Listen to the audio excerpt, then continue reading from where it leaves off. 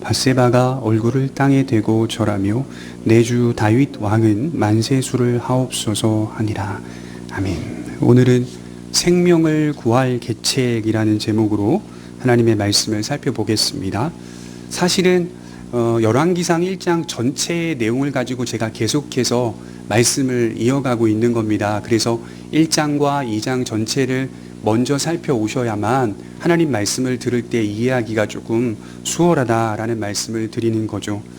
구약 성경을 보면 자주 우리가 접하게 되는 말씀이 있는데, 하나님께서 그의 백성들에게 마치 직접적으로 나타내시는 장면들입니다. 그런 모습들을 자주 보게 되죠. 하나님이 누구에게 나타나셨다, 하나님이 누구에게 임하셨다, 또는 하나님께서 이르시기를, 이런 표현들이 구약 성경에는 상당히 많이 나와 있습니다. 물론 이것이 하나님께서 당신님의 실체를 직접적으로 드러내서 보여주신다는 말은 아닙니다. 하나님은 자신을 나타내시고 하나님은 직접적으로 자신의 뜻을 알리실 때 구약 성경 안에서 여러 모습을 통하여 드러내시는데, 때로는 자연 만물을 이용하시기도 하시고, 때로는 하나님께서 음성으로, 때로는 주의 천사나 사자들을 보내셔서, 때로는 꿈으로, 때로는 환상으로, 또 때로는 선지자들을 통하여 하나님의 임하심, 하나님의 현현, 나타나심을 드러내십니다. 하나님이 이렇게 자신을 나타내실 때에는 목적이 있습니다. 하나님의 뜻이나 하나님의 계시를 인간에게 알리시기 위함이었던 것입니다. 마찬가지로 우리가 살피는 이스라엘 왕들에 관한 이야기도 결국은 이 열왕기상 가운데 우리가 받아들여야 될 핵심적인 교훈은, 다윗을 통하여 세우고자 하시는 하나님의 나라는 어떤 성격의 나라인가 라고 하는 부분들을 우리가 생각해 보아야 하는 것입니다. 결국 하나님께서 왕이라는 제도를 통하여서, 또 왕국이라는 어떤 큰 틀을 통하여서 하나님이 세우고자 하시는 나라나 하나님이 세우고자 하는 왕국의 성격을 이스라엘을 통하여서 드러내시기 위함이었다는 것을 보게 됩니다. 다윗 다음으로 이어서 왕의 보좌를 이을 솔로몬 왕의 정하심도 마찬가지로 하나님이 세우시고자 하시는 왕국의 성격을 드러내주고 있습니다. 신학적으로 이것을 메시아의 나라, 이렇게 표현을 할 수 있는 것이죠. 하여 솔로몬 왕위의 계승의 본질은 인간 스스로가 노력하여 취한 성취라기보다 이미 정하시고 그 뜻을 이루신 하나님의 뜻이었다는 사실을 기억하면서 말씀을 살펴야 하겠죠. 하나님이 이스라엘을 통하여 하나님의 왕국, 메시아의 나라가 어떤 곳인지를 드러내려 하셨던 것입니다.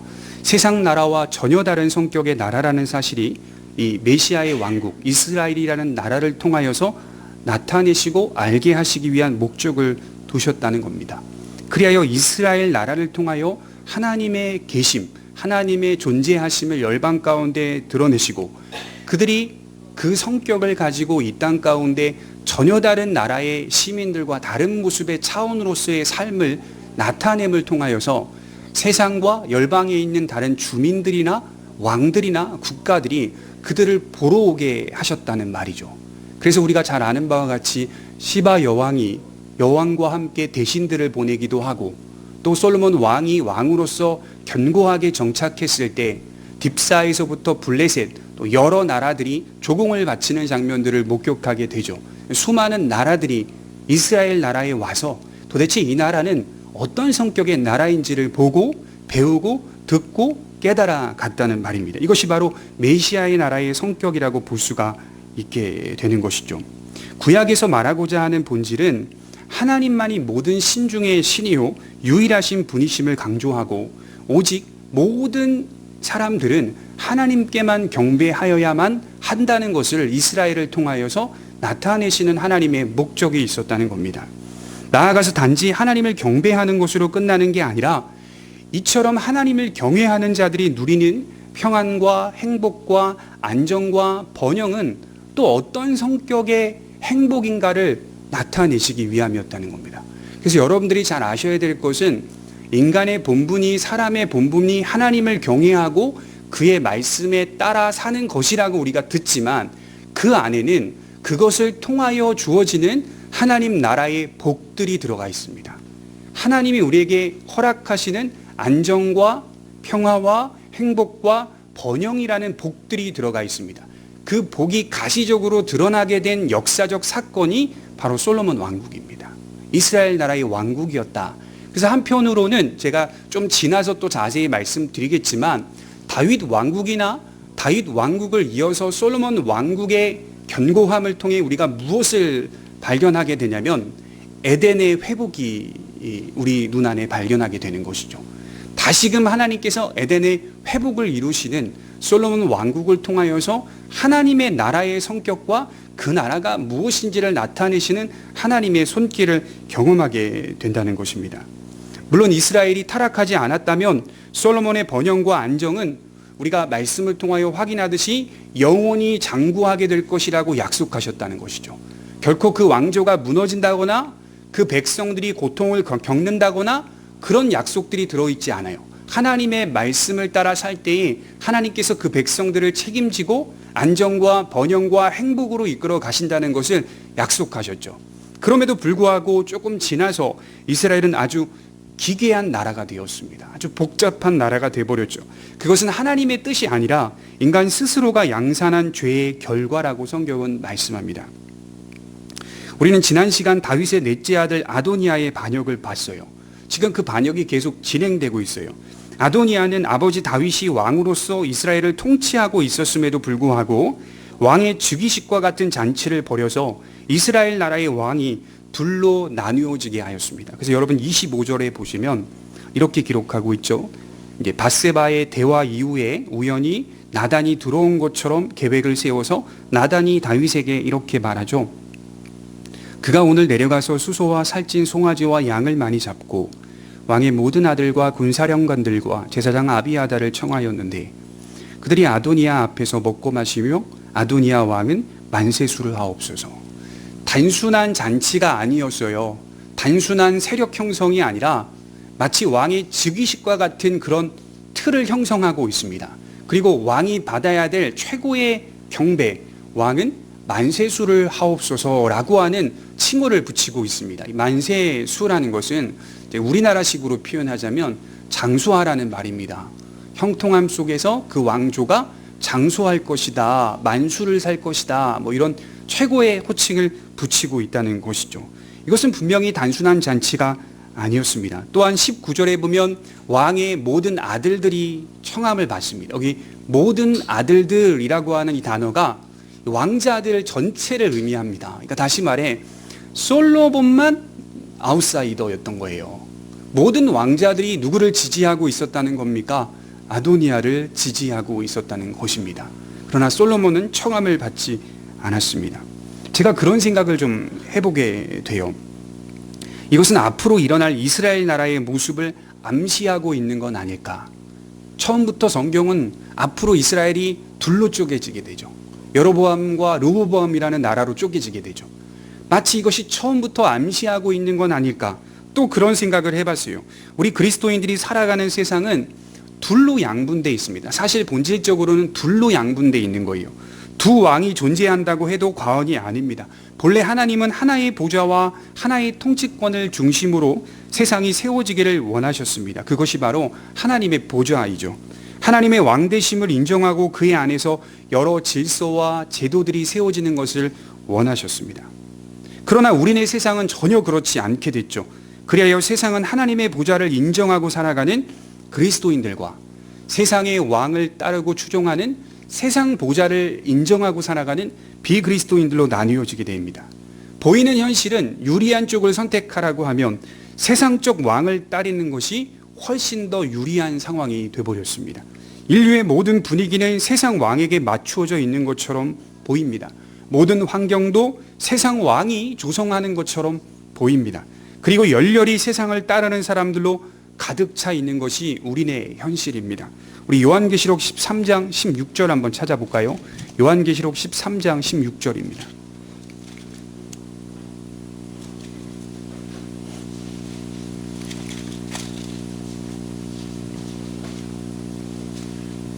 요한계시록 13장 16절입니다.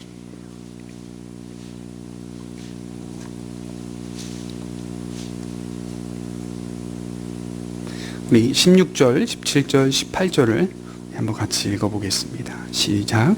그가 모든 자 곧 작은 자나 큰 자나 부자나 가난한 자나 자유인이나 종들에게 그 오른손이나 이마에 표를 받게 하고 누구든지 이 표를 가진 자 외에는 매매를 못하게 하니 이 표는 곧 짐승의 이름이나 그 이름의 수라. 제가 여기 있으니 총명한 자는 그 짐승의 수를 세어보라. 그것은 사람의 수니 그의 수는 666이니라. 우리가 늘 자주 들어왔던 또는 자주 오해하는 말씀인 거죠. 666. 사도 요한이 장차 일어날 일들을 하나님의 계시를 통하여 보게 됩니다. 두 짐승에 대한 이야기인데요. 이 말씀이 바다에서 한 짐승이 나오고 땅에서 한 짐승이 나오고 그들에게는 용의 보좌가 있습니다. 그들은 엄청난 권세를 가졌습니다. 어느 정도냐면 죽었던 자와 같은 사람이 그 상처가 회복되고 치료되는 일까지 있고 여러 표적과 이적이 나타나는 일들이 있습니다. 그 짐승들은 우상이 되어 경배를 받고 그리고 사람들은 이마에 표를 받습니다. 또 오른손에 표를 받습니다. 그 표를 받은 자만이 세상에서 매매할 수 있게 되었더라라고 기록하고 있습니다. 그리고 그 표를 받지 않는 자는 세상에서 생활을 유지할 수 없으며 결국엔 죽임을 당하게 됩니다. 여러분, 대체로 성경학자들은 이 본문이 이중적인 의미가 있다라고 해석합니다. 1차적으로는 세상의 권세를 대표하는 로마 황제를 가리킨다고 하였습니다. 당시에 사도 요한이 있었던 그 당시의 현장을 보게 되면 세상 권세의 끝판왕이 11대 황제인 도미티안 황제였습니다. 그러니 요한계시록의 대상은 이 로마 황제 도미티안을 가리키고 있다라고 하는 1차적 해석이 있습니다. 그리고 2차적으로는 로마 황제보다 더 큰 세상적 권세가 앞으로 일어나게 될 것이니 그들은 온 세상을 지배하고 통제하며 사람들을 미혹하게 될 것이다. 그래서 1차적인 목적과 2차적인 목적이 다 들어있는 겁니다. 성경 안에. 여러분, 정말로 말세에 되면 로마 황제보다 더 큰 세상적 권세가 제가 누구라고 가리킬 수는 없어요. 누군지 모르나 드러날 겁니다. 등장할 겁니다. 그것을 통하여서 우리의 의식주나 생활에 영향을 받을 수밖에 없는 상황이 도래하게 될 것입니다. 그럼에도 불구하고 요한계시록 13장 10절이 핵심이거든요. 이 표를 받지 않는 자들이 있었다라고 기록하고 있죠. 그들의 모습이 어떻게 결과를 맞이하고 있습니까? 요한계시록 13장 10절에 보시면 이렇게 말하고 있어요. 사로잡힐 자는 사로잡혀 갈 것이요 칼에 죽을 자는 마땅히 칼에 죽을 것이니 성도들의 인내와 믿음이 여기 있느니라. 여러분, 구원이라고 하는 것은 확실한 보증입니다. 제가 분명하게 말씀드리죠. 들어왔다 나갔다 할 수 있는 문제가 아니에요. 취소됐다가 승인됐다 할 수 있는 문제가 아니에요. 마치 카드 결제하듯이 취소 승인이 번복되는 문제가 아닙니다. 우리가 그것을 분명하게 믿습니다. 성경이 가리키니까. 근데 문제는 뭐냐면 구원이 확실한 보증이긴 하나 그 구원을 지켜가는 과정들이 상당히 어렵다는 겁니다. 성도들의 인내와 믿음이 여기 있느니라. 누구는 사로잡혀가고 누구는 칼에 죽게 됩니다. 이것이 그리스도인들이 이 세상 가운데 살아가는 현실의 모습입니다. 차라리 표를 받는 게 맞죠. 그렇지 않겠어요? 표를 받고 인간적으로 볼 때 생활을 유지하면서 하나님 섬기는 게 왜 안 되냐? 이렇게 말할 수 있겠지만 어느 시점과 시대가 도래하면 같이 섬길 수 없는 상황이 도래한다는 거예요. 타협하며 살아갈 수 있는 상황이 아니라는 거예요. 한경진 목사님이 돌아가시기 전에 그 미국에서 아주 훌륭한 이제 동양의 개신교 목회자 중에 주는 상이 있었나 봐요. 이제 전 세계 몇 명 받지 못한 상인데 이제 한경진 목사님을 선정해서 상을 줬대요. 근데 그분이 나와서 그 상을 받고 이제 축사 비슷한 것들을 하시는데 자기가 그 앞에서 회개하잖아요. 저는 사실 일제 식민지 시절에 신사참배한 목사입니다. 이렇게 말을 했어요. 저는 사실 그게 너무 무서워서 신사참배하고 그 시기를 넘어갔던 사람입니다. 저는 이 상을 사실 받을 자격이 없습니다. 이렇게 말을 했다는 거 아닙니까? 그만큼 우리네 현실 속에서 믿음을 지켜가는 게 사실은 쉽지 않습니다. 우리가 그걸 각오하지 않고 예수님을 따른다는 것은 베드로 전서나 후서를 읽어보시면 아시겠지만 각오가 항상 되어 있어야 된다는 것이 여러분들 잊어서는 안 돼요. 각오가 있어야 돼요. 우리 안에. 죽기까지의 결단, 누군가 저에게 칼을 들이미면 난 예수를 부인하지 않아. 사실 저도 자신감이 없어요. 죄송하지만. 누구든지 자신감이 없을 거예요. 그럼에도 불구하고 성도들의 인내와 믿음이 여기에 있느니라 라고 성경이 밝히고 있는 것을 보아서 과연 우리가 이러한 믿음으로 가고 있는지를 돌아볼 필요가 있습니다. 여러분, 우리에게서 제일 중요한 게 뭘까요? 생활입니다. 생활. 우리의 생활이 달려있는 거예요. 우리가 사는 의식주가요, 믿음보다 더 중요할 때가 훨씬 많습니다. 그거 부인하지 않아요. 그럼에도 불구하고 하나님을 부인하고 우상을 경배하며 의식주의 문제를 해결하고 사느니 차라리 순교하겠다고 결단하는 하나님의 백성들이 있었다는 것을 우리 역사에서 인정해 주어야 됩니다. 그들이 있었어요. 그들이. 여러분, 우리나라에 복음이 세워질 때 어느덧 기독교가 상당히 오해하는 게 그들의 순교가 있었고 그들의 피와 땀이 있었다는 것에 대한 묵상은 안 해요. 자연스럽게 교회가 세워진 것처럼 본단 말이죠. 그 순교의 가치와 무거움들에 대해서 한 번쯤 생각해 볼 만한데 그들은 왜 그처럼 각오하고 결단하며 이 땅에 교회를 세우려고 했을까요? 그렇게 수많은 외국 선교사들이 20대에서 30대밖에 되지 않은 의사 자격증도 있었고요. 신학 박사 자격증도 있었고요. 법학자의 자격증도 있었고요. 그렇게 엘리트라고 말하는 사람들이 왜 이 땅에 작은 나라에 와서 복음 전하고 여기서 다 묻혔을까요? 사실 상당히 이해가 안 되는 요소입니다. 그럼에도 불구하고 그들의 고백은 나는 다시 태어나도 조선을 사랑하겠노라. 그렇게 합정동에 가보면 그렇게 묘지에 써 있어요. 가보니까 나는 다시 태어나도 조선을 사랑하겠노라. 그것이 우리의 믿음을 지키는 각오와 결심이 되어야 한다는 것입니다. 참 무거운 말씀이죠. 이것은 다른 말로 하나님을 왕으로 모시는 자들과 세상을 왕으로 모시는 자들의 극명한 차이입니다. 어딘가에서 다름이 있겠죠. 어딘가에서 차이가 있죠. 이 다름은 착한 행실을 의미하지 않습니다. 여러분들이 기독교 생각하면 너희는 세상의 소금이니 빛이니라고 할 때 그 단어를 자꾸 착한 윤리와 도덕으로 생각한다는 말이에요. 아닙니다. 그건 1차적인 게 아니에요. 너희는 세상의 소금과 빛이다라고 말할 때 예수님이 말씀하시는 것은 내가 곧 빛이니 내가 곧 길이니 라는 말씀이에요. 이건 신학적인 말씀이에요. 교리적인 말씀이라고요. 세상의 어두움 속에 밝히 빛을 비출 수 있는 것은 나의 착한 행실이라는 의미가 아니라 예수 그리스도밖에 없다는 신학적 차이를 말하는 거예요. 우리가 교회가 대안이다라고 하는 거, 여기서 꼭 신학적 차이만을 말하는 게 아니라 당연히 우리의 의로움과 선한 행실과 착한 행실이 있어야 되는 건 마땅한 거예요. 그런데 기독교를 착한 행실로 먼저 포장하지 말라는 거예요. 굉장히 큰 오해가 되는 거예요. 그렇게 포장해 버리면 기독교와 세상이 다른 점이 없게 됩니다. 구분선이 없어요. 도덕과 윤리로 기독교를 포장해 버리기 시작하면 구분선이 없어져요. 제가 말씀드리는 건 우리는 선하게 살아야 될 책임이 있는 사람들입니다. 누구보다 정직해야 될 책임이 있는 게 맞아요.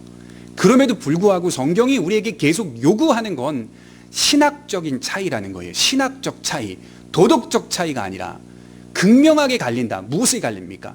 우리는 보좌에 하나님이 앉아 계신다는 것을 믿는 사람들이고 세상은 그 보좌에 세상 왕이 앉아 있는 겁니다.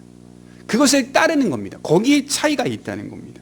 아브라함이 가는 곳마다 여호와를 위하여 제단을 쌓았더라. 이삭과 야곱이 가는 곳마다 여호와의 제단을 쌓았더라.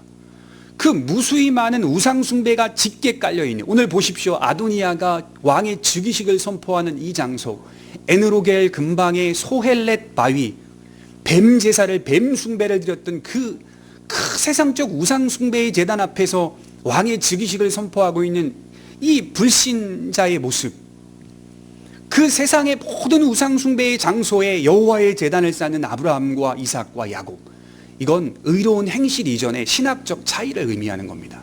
나는 여호와만을 섬기겠다. 누가 왕의 보좌에 있는가 물어봤을 때 우리는 당연히 마땅히 여호와 하나님만이 우리의 왕이십니다 라고 고백할 수 있어야 하는 것입니다. 세상이 왕의 보좌에 앉아 있는가? 아니면 하나님께서 왕의 보좌에 앉아 있는가?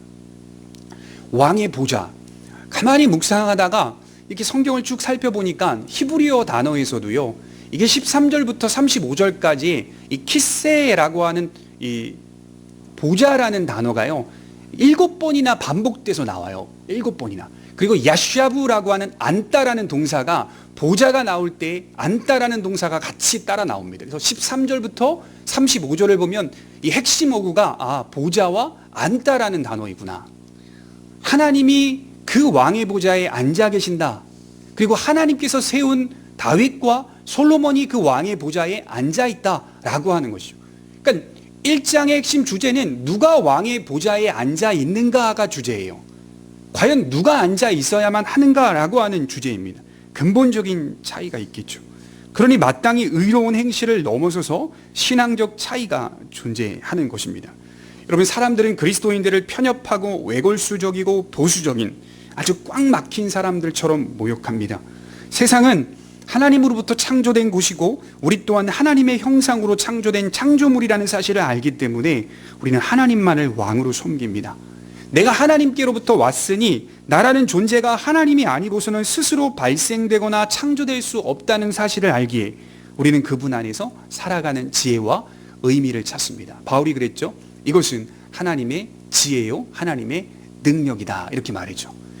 사실 우리의 지혜는 우리의 지혜가 아니라 하나님의 지혜입니다. 여러분들이 믿음 안에서 생각하고 결단하는 모든 지혜는 사실은 나의 지혜가 아니라 믿음 안에서 주어지는 것이기 때문에 이것은 하나님의 지혜요, 그 의미는 하나님의 의미가 되는 것입니다.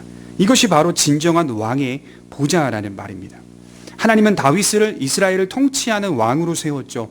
이스라엘 나라의 보좌에 다윗이 지금 앉아 있습니다. 그런데 여러분, 다윗은 어떤 인물입니까? 사무엘하 23장 1절 한번 찾아볼까요? 사무엘하 23장 1절입니다.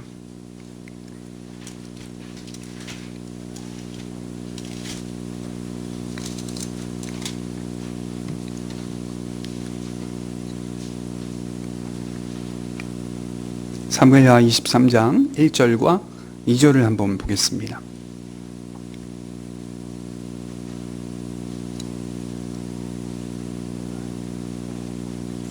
읽겠습니다. 시작. 이는 다윗의 마지막 말이라. 이새의 아들 다윗이 말하미요, 높이 세워진 자 야곱의 하나님께로부터 기름 부음 받은 자 이스라엘의 노래 잘하는 자가 말하노라. 여호와의 영이 나를 통하여 말씀하시미요, 그의 말씀이 내 혀에 있도다. 다윗이 어떤 사람입니까? 왕이라고요? 맞습니다, 왕. 그런데 왕의 성격만 있는 사람이 아니었어요. 여호와의 영이 다윗을 통하여 말씀하고 그분의 말씀이 다윗의 혀에 있도다. 다시 말해 다윗은 하나님의 영에 감동된 사람입니다. 그래서 왕이라고 할 때, 다윗이라고 할 때에는 제사장적 성격도 있고 선지자의 역할도 했던 것이 다윗 왕이었다는 겁니다. 그가 여호와의 영에 감동하여 던진 말씀들은 모두 하나님의 음성이 되었고 하나님의 법이 되었습니다. 다윗은 왕이었지만 하나님의 선지자의 역할도 했던 종이었습니다. 이스라엘 백성들이 다윗을 신뢰했던 이유가 무엇일까요? 왕이니까? 아닙니다. 다윗의 권위는 어디서 나왔습니까? 여호와의 영에서 나왔습니다. 여호와의 영이 다윗의 혀에 있다는 것에서 나왔습니다.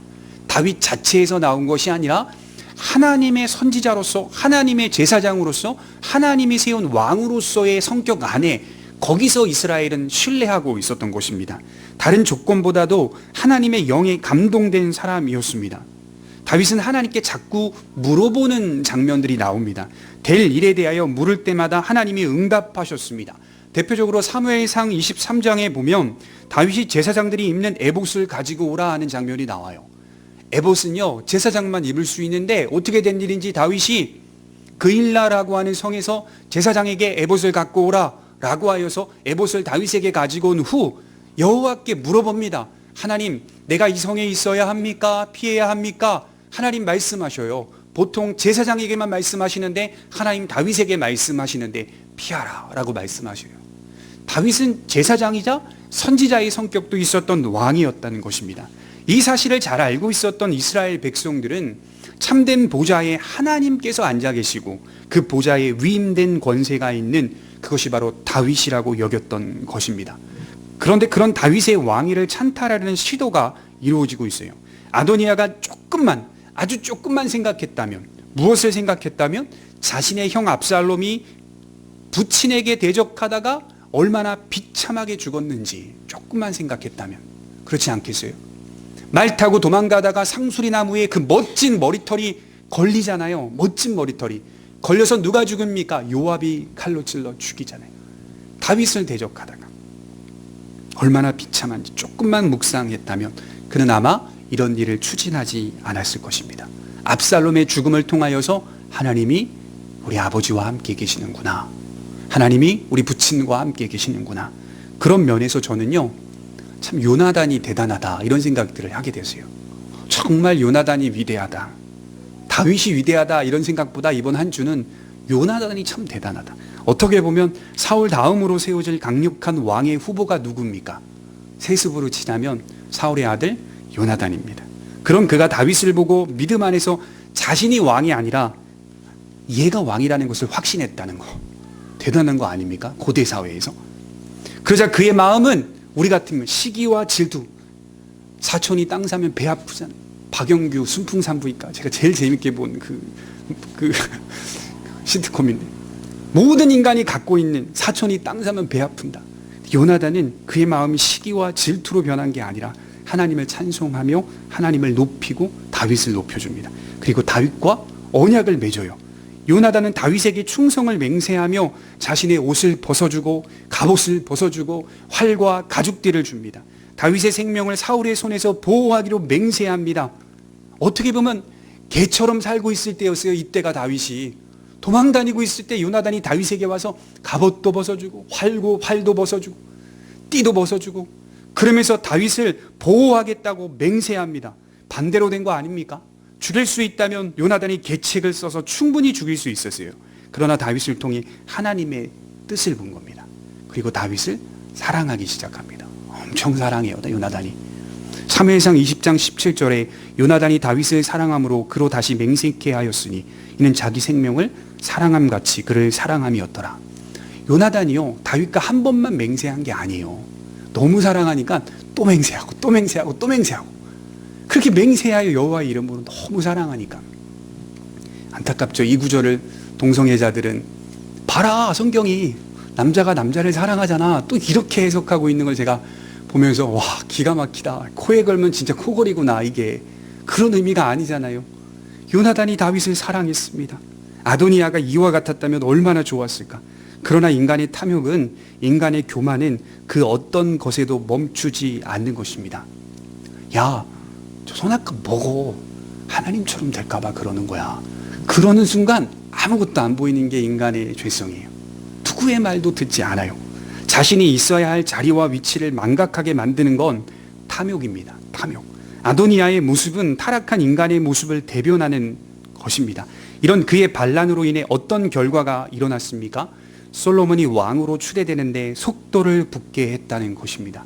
급속도로 빠르게 솔로몬이 왕위를 계승하게 됩니다. 아주 선한 결과를 만들어냈죠. 다윗의 정신을 일깨워 주었고 더욱 바른 분별과 판단을 할 수 있도록 긴장감을 조성해 주었습니다. 그리하여 결국 솔로몬이 왕이 되는데 그 시기를 앞당겨 주죠. 왕이 되는데 그 시기를 앞당겨 줘요. 한 가지 흥미로운 것은 솔로몬이 급속도로 빨리 왕으로 추대되는 과정 속에 나단과 밧세바의 역할이 있었다는 사실입니다. 둘 사이에 계책이 있습니다. 특별히 계책의 중심에 누가 있습니까? 선지자 나단이 있어요. 선지자 나단. 하나님의 종, 하나님의 계시에 따라 움직이는 나단이라고 하는 선지자가 있다는 것입니다. 12절을 한번 볼까요?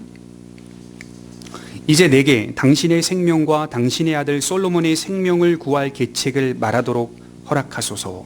나단이 밧세바를 만나서 아도니아의 반란 소식을 전하며 생명을 구할 계책을 밧세바에게 말하겠노라 이렇게 말합니다. 좀 이상하지 않아요? 보통은 여러분 선지자들이 등장하는 모습은 제가 볼 땐 그래요. 대단히 거룩하고 신비롭고 위대한 모습이어야 합니다. 이런 거죠. 여호와께서 내게 말씀하시기를, 여호와의 말씀이 누구 선지자에게 임하였느니라, 이런 표현으로 선지자가 등장하는 것이 성경의 보통의 장면입니다. 여호와의 영이 내게 임하여, 굉장히 거룩한 표현으로 등장합니다.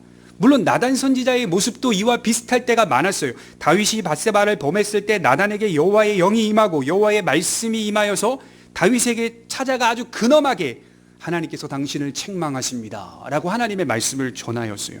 그런데 오늘 나단의 모습은 여느 사람과 같이 평범하고 인간적인 모습뿐입니다. 밧세바와의 대화를 자세히 보시면 매우 자세히 계책이 드러나고 있죠. 우리들이 살아가는 삶의 모습과 너무나도 동일합니다.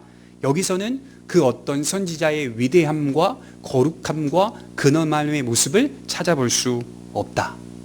그저 아도니아가 왕이 되면 위험하다는 생각밖에는 없습니다. 성경은 우리에게 무엇을 지금 강조하고 있냐면 선지자라는 존재들도 결코 특별하거나 대단하지 않다는 겁니다. 결코 특별하거나 대단하지 않아요. 그들이 특별하고 대단해서 하나님의 손에 붙들린 게 아니라는 겁니다. 그들은 그저 하나님의 도구였습니다. 그들과 우리가 성정이 다릅니까? 아닙니다.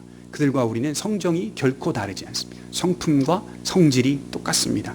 그들도 우리와 같은 일반적인 삶을 살아가는 한 인간일 뿐이요 죄인일 뿐입니다. 여러분 요나서 읽어보십시오. 얼마나 인간적인지 요나가. 그 니느웨에 가서 하나님 말씀 전하기 싫어서 온갖 잔꾀를 뿌리잖아요. 아모스 1장 1절에 보면 아모스 선지자를 이렇게 소개하죠. 유다 왕 우시아의 시대 곧 이스라엘 왕 요아스의 아들 여로보암의 시대의 지진전 2년에 드고아의 목자 중 아모스가 이스라엘에 대하여 묵시받은 말씀이라. 아모스를 소개할 때 드고아의 평범한 목자 중 하나다 이렇게 소개해요.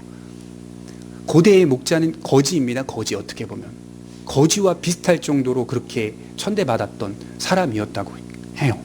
평범한 목자이지만 그 평범한 목자를 하나님의 묵시를 받은 계시의 선지자로 사용하셨던 거죠. 그래서 성경은 하나님의 위대한 종들을 존중하면서도 그들을 결코 높이지는 않습니다. 우리가 아무리 아브라함과 다윗의 신앙을 본받기를 원해도 그들이 우리와 성정이 다르다고 생각해서는 안 돼요. 여기서 로마 카톨릭이 굉장히 큰 누를 범한 거예요. 성모 마리아는 다르다. 성모 무제설. 원죄가 없다. 성모 마리아는. 굉장히 큰 누를 범한 거예요. 어떤 선지자도 어떤 종도 어떤 위대한 사람도 우리와 성정이 다르지 않습니다. 결국 성경은 하나님의 위대하심으로 우리를 이끌어줍니다. 그들을 닮아간다는 것은 하나님을 닮아간다는 말이고 그들에게 그런 은혜를 주신 하나님의 사랑을 발견한다는 뜻입니다. 여러분 인간은 누구든지 평범합니다. 특별하지 않아요. 누구나 동일한 성품과 성질을 가진 존재입니다. 작년에 수능을 한 49만 명 정도 봤다고 해요. 50만 명 정도 봤죠. 수능을 보는 학생들의 목표가 뭐죠? 하나밖에 없어요. 하나밖에. 소위 말해 인류 명문대학을 가는 겁니다. 자기가 원하고 계획했던 명문대학에 들어가는 것. 그 하나의 목표만을 가지고 수능에 임하게 되는 것이죠. 그리고 정말 명문대학에 들어가면 외부에서 보는 정말 멋진 시선이 있죠. 아, 저 학생은 특별하다. 시선들이 있죠. 저 학생은 정말 공부를 잘했나 보다. 저 학생은 정말 엘리트다. 명문대학에 들어가서 공부를 하는 학생들을 보며 평가하고 바라보는 이 시선들이 굉장히 높은 것을 압니다. 그런데 어느 설문기관에서 명문대학 학생들을 조사했어요. 설문해 봤어요. 자신들을 특별한 존재라고 여기십니까? 이제 그 안에 다 들어간 학생들이에요. 밖에서 볼 때 그들은 명문대학을 다니는 학생들입니다. 굉장히 특별합니다. 저 학교 다닐 때만 해도 저랑 같이 이제 방을 같이 썼던 또 옆방에 계셨던 우리 종로교회의 목사님 이런 분들이 이제 서울대를 나왔기 때문에 바라보는 이 시선이 다릅니다. 그리고 학업을 할 때 그 학업에 대한 어떤 궁금함도 우리가 물어보는 궁금함도 굉장히 다릅니다. 그래서 우리가 오히려 그분들에게 많이 물어보러 찾아갑니다. 그러면 답해주기도 하고 때로는 우리보다 더 모르고 있다는 것을 또 느끼기도 하고 그런 걸 경험합니다. 근데 문제는 우리 안에 편견이 자리 잡고 있습니다. 정말 엘리트구나. 그게 이미 깔려 있습니다. 정말 특별하구나. 이런 생각을 해요. 들어간 학생들을 조사했는데 조사한 학생 중 절반이 넘는 학생들이 심리검사를 받았으면 좋겠고 상담 치료를 받았으면 좋겠다고 말했다고 합니다. 절반이 넘는 학생이. 그리고 자신들은 그렇게 특별하고 대단한 존재가 아니라고 고백했다고 합니다. 상담 좀 받았으면, 심리검사 좀 받았으면. 많이 그런데요, 학생들이. 절반 이상이 그렇게 말을 한다 해요. 특별하지 않다. 세월이 갈수록 자기가 특별하지 않다는 것을 경험하게 돼요. 누가 이렇게 만들었습니까? 우리 부모님들이 특별한 환경을 자꾸 조성하려고 하고 우리의 사회와 국가의 제도와 틀들이 자꾸 이렇게 경쟁을 부추기는 이런 환경 속에서 특별함을 보존하고 유지하려고 하는 거죠. 그러나 인간은 특별하지 않아요. 내 자식, 내 환경, 내 가정을 특별하게 가꾸고 싶은 인간의 욕망은 어디서 무너지는지 아세요? 본질 앞에서 처참하게 짓밟힙니다. 본질 앞에서. 내가 나를 깨달을 때 그 본질 앞에서 철저하게 깨집니다. 인간은 특별하지 않습니다. 하나님이 주신 지혜와 재능을 그저 바르게 사용할 뿐이지 어디에 있든 거기서 인간은 타락할 뿐이다. 철학자가 그렇게 말했어요. 그 사람이 높은 자리에 있든 그 사람이 낮은 자리에 있든 인간은 거기서 타락할 뿐이다. 그저 타락할 뿐이다. 그렇게 평범하지 않아요. 특별하지 않아요. 그래서 우리는 우리 자신이 특별하지 않다, 우리는 평범하다, 거기서부터 시작해야 한다는 것입니다. 왕도 선지자도 하나님 앞에서 은혜를 구할 죄인들입니다. 그분의 도우심과 이끄심으로 살아가는 종들입니다. 오늘 선지자 나단의 모습은 지극히 평범한 한 인간의 모습으로 기록되어 있죠. 우리 모두가 항상 평범하다는 사실로부터 출발하기를 바랍니다. 나단은 지금 이 프로젝트의 이름을 생명을 구할 계책이라고 정했어요. 그래서 12절에 생명을 구할 계책. 이렇게 좁게 보면 밧세바의 생명, 솔로몬의 생명을 구하는 계책이지만 넓게 보면 이스라엘 생명을 구할 계책입니다. 이스라엘 나라 전체의 생명을 구할 계책입니다. 만일 아도니아가 왕의 보좌에 앉는다면 불보듯 뻔해요. 이스라엘 백성들은 굉장히 슬퍼질 거예요. 비참해질 거예요. 그러니 이스라엘 전체의 생명을 구할 계책이기도 합니다. 이것은 단순히 평범한 일이 아니라 하나님께서 허락하신 일이었다는 것입니다. 여러분, 이 평범한 과정 속에서 굉장히 인간적인 계책이 요동치는 과정 속에서 뭐가 묻어 있습니까? 특별함이 묻어 있습니다. 그러니까 인간은 평범하게 살 뿐이고 평범함 속에 하나님의 특별함이 묻어 있는 거예요. 하나님이 이루시는 특별함이 들어가 있는 거예요. 그 인간적인 모습도 사용하고 계시는 걸 보세요. 나단과 밧세바의 약속된 입맞춤, 그리고 밧세바가 다윗 왕 앞에 들어가 나단이 일러준 대로 이야기하는 모습, 22절에 나단이 우연히 왕궁에 들린 것처럼 꾸며서 그 일에 대한 전모를 확실하게 드러내주는 모습, 이렇게 서로 협력하여 아도니아의 반역을 확인시키고 다윗의 마음을 움직여 다윗이 하나님께 받은 계시대로, 그리고 다윗이 오래전에 여호와의 이름으로 맹세한 대로 솔로몬을 왕으로 추대하도록 이끌어줍니다. 다윗의 약속과 결단을 이끌어내는 나단과 밧세바의 지혜를 보게 됩니다. 우린 여기서 나단과 밧세바의 유효적절한 노력을 보게 되죠. 어떤 일을 이루어 나가는 데 있어서 때에 따라 적절한 계책들이 필요한 경우가 있죠. 제가 지난주에 그랬잖아요. 우리가 어떤 경우에는 결단할 때는 어떤 일을 하는 것으로 결단하는 것이 아니라 하지 않는 것으로 결단해야 할 때가 있다고. 근데 오늘은 달라요. 어떤 경우에는 어떤 일들을 꾸며내야 할 때가 있어요. 계책을 사용해야 할 때가 있다. 그거의 인간적인 모습으로 비춰질 수 있지만 정당한 절차에 따라 계획을 세우고 목적을 성취해 가려고 애를 쓰는 것도 필요할 때가 있다는 것입니다. 그들의 수고와 노력을 볼 수 있죠. 그래서 우리는 계책, 노력, 수고들을 참으로 의미 있게 바라봅니다. 하나님께서 이루시는 인간의 역사 속에는 인간의 수고와 노력과 계책이 있습니다. 아도니아와 나단의 차이는 무엇일까요? 하나님의 약속을 근거로 하여 일을 성취해 나간다는 것입니다. 여러분, 계책의 차이가 있죠. 아도니아도 지금 계책을 세우고 있죠. 왕으로서 여러 가지의 계책을 세워서 요압 군사령관을 초대했죠. 왕의 모든 아들들을 초대했죠. 그들이 그냥 왔겠어요? 뭘 먹였겠죠. 계속 뭘 먹였겠죠. 그 모든 그 다윗의 나라의 핵심 그 사람들을 다 초대해서 왕의 즉위식 같은 일들을 계속 이루어가고 있잖아요. 또 다른 계책이 있어요. 나단과 밧세바의 계책. 두 계책이 지금 극명하게 나뉘고 있어요.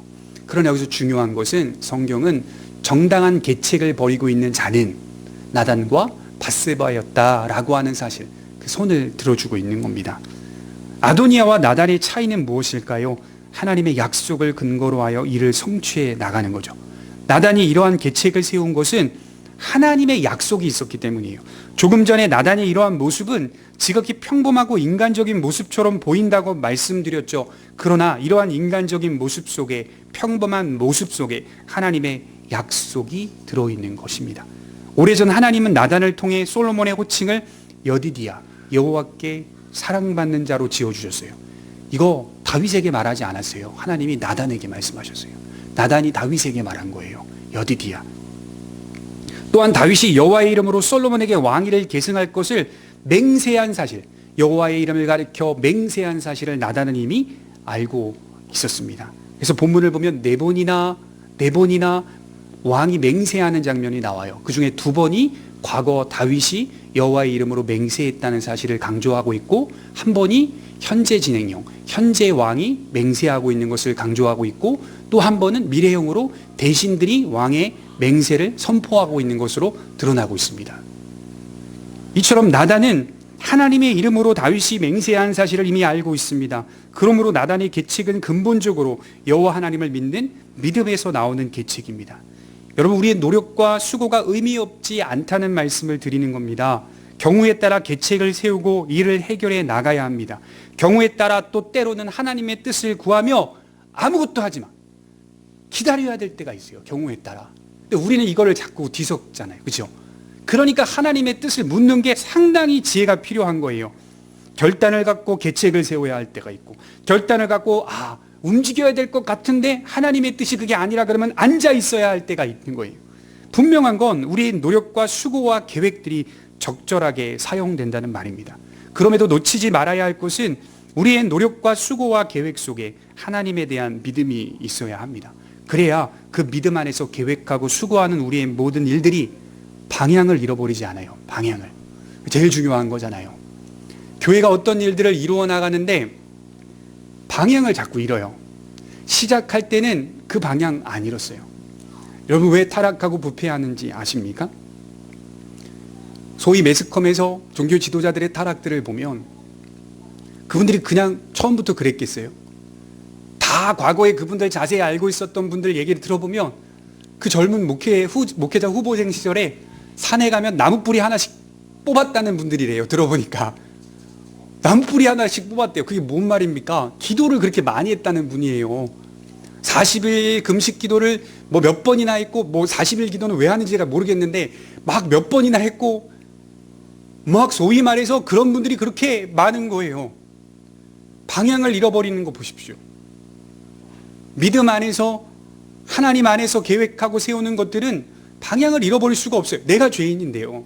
내가 부족하고 연약한 존재인데요. 평범한데요.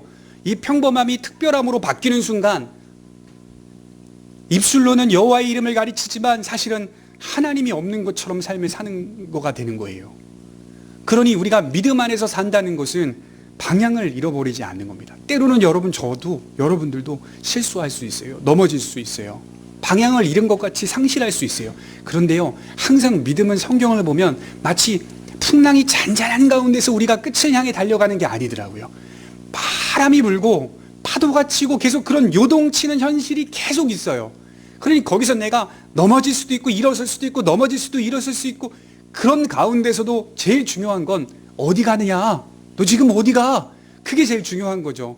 방향을 잃지 않고 가고 있는 내 믿음을 보게 되는 거죠. 하나님을 신뢰하고 의지합니다. 나단은 지금 방향을 잃지 않고 있습니다. 그 일을 하는 과정 속에 방향을 잃어버리기 쉽습니다. 우리가 잘 아는 에스더서가 있죠. 바사왕 아하수에르 왕 때 아각 사람 하만이라는 대신이 왕의 눈에 띄게 되고 그가 모든 유대인들을 진멸하는 계획을 세웁니다. 왕의 문서 초본이 각 지방에 전달될 때 경건한 유대인 모르드게는 자신이 딸처럼 키운 에스더에게 너가 왕후가 된 것이 이때를 위함이 아닌지 누가 알겠느냐, 그렇게 강하게 외칩니다. 제가 어느 교회 갔더니 어느 교회 슬로건에 이때를 위함이 아닌지 누가 알겠느냐 이렇게 슬로건 해놨는데 너무 멋있더라고요. 개인적으로 저건 누구 아이디어인데 저렇게 앞에 자르고 이때를 위함이 아닌지 누가 알겠, 너무 멋있다. 누구 아이디어인지 모르겠는데 그런 생각이 들더라고요. 너가 왕후가 된 것이 이때를 위함이 아닌지 누가 알겠느냐. 속히 이스라엘을 구원하라. 너만 생명이 보존될 것이라고 착각하지 말라. 모르드게가 에스더에게 그렇게 강하게 호되게 강조하고 그냥 뛰쳐나오죠. 에스더 왕후는 처음에 주춤하다가 모르드게의 말대로 모든 규례를 어기고 왕 앞에 나아가 유대인을 죽이는 명령을 거두어 달라고 말합니다. 그때 뭐라고 말했는지 아십니까? 내가 죽으면 죽으리이다. 그 각오를 갖고 왕 앞에 가죠. 그리고 에스더의 용기와 지혜로 하만은 죽임을 당합니다. 모르드게의 강력한 권고, 에스더의 결단과 용기, 그리고 잔치를 베푸는 지혜, 나아가 하나님의 은밀한 도우심이 이스라엘 민족을 구원하였고 악한 하만을 나무에 매달았습니다. 오늘 나단과 밧세바의 수고와 노력을 보십시오. 그들의 대화를 들어보면 아주 간절함이 묻어 있어요. 아도니아의 악행을 고발하고 이전에 다윗이 한 맹세를 상기시킵니다. 솔로몬이 왕위에 오르게 될 것이라고 약속하듯이 계속 얘기합니다. 솔로몬이 왕의 보좌에 앉아야 하는 거 아닙니까? 이 일을 알고 계십니까? 어떻게 이런 일들이 계속 일어납니까? 왜 왕은 가만히 계십니까? 멍청하십니까? 약간 이런 식의 말투였을 거예요. 다윗의 양심을 자꾸 끌어내는, 그 마음을 부추기는. 그만큼 솔로몬이 왕위를 이어나가야 한다는 것이 나단과 밧세바의 의지뿐만이 아니라 당신의 뜻이잖아, 이거예요. 다윗의 확고한 뜻이요 목적이라는 사실을 지금 말해주고 있어요. 그것은 결국에는 하나님의 뜻이었습니다. 그리고 하나님께서는 아도니아의 음모를 무력화시킵니다. 그들의 철저한 계획들을 무너뜨리십니다. 이것을 통하여 우리는 하나님의 뜻이 솔로몬과 함께하고 있다는 사실을 볼 수 있습니다. 그리고 나단과 밧세바를 도우셨고 늙은 다윗의 정신을 일깨우셨습니다. 여러분, 따라서 우리가 열왕기상 1장을 읽으면서 조심해야 하는 것은 나단과 밧세바가 늙은 다윗을 조종하고 통제해서 목적을 달성했다라고 여겨서는 안 됩니다. 나단과 밧세바의 수고, 그리고 다윗의 결단과 확증이 하나님의 뜻에 부합하여 결과를 만들어냈던 것입니다. 다윗은 늙었어도 충분한 지혜가 있었던 왕이었습니다. 그래서 2장에 나오는 다윗의 유언을 들어보면 그가 얼마나 총명한 상태로 죽음을 맞이했는지를 확인할 수가 있습니다. 역사 위에 하나님 계시고 그 역사에 믿는 자들의 수고와 노력이 있습니다. 그리고 그 노력과 수고는 때로는 이 모양, 때로는 저 모양으로 나타납니다. 중요한 건 하나님의 약속을 신뢰하고 그의 말씀에 따라 살고 있는가. 저와 여러분들이 여러 계책을 세울 수 있어요. 자녀를 키우기 위한 계책, 내 가정을 꾸리기 위한 계책, 또 내 사업장과 직장을 번성시키기 위한 계책. 그거는 죄가 아닙니다.